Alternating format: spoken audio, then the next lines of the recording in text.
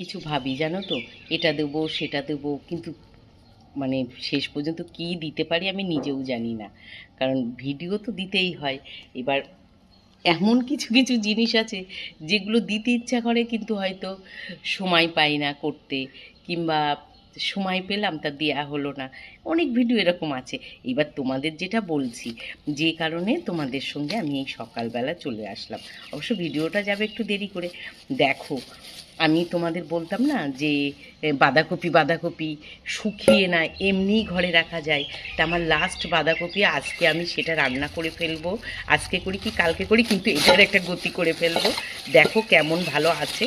মাঝে একদিন বের করেছিলাম, তা দেখছি একটু ওপরের পাতাগুলো বললাম না পচে যায়, সেই কারণে আজকে রান্না করবো ভাবছি। আর এই বাঁধাকপিটা প্রায় 5 মাসের, আমি শুধু ফ্রিজে রেখেছি। তোমরা কিন্তু যখন বাজারে বাঁধাকপি যখন একদম কম, মানে কম টাকায় বিক্রি হয়, লাস্টের দিকে সেই 2টো 5 টাকা 4টে 10 টাকা এরকম দিয়ে দেয় না, সেই সময় কিনে তোমরা কিন্তু ফ্রিজে রাখতে পারো। তাহলে আমি আমার বাঁধাকপিটা দেখাচ্ছি, এতদিন কেটে দেখিয়েছি, আজকে আস্ত।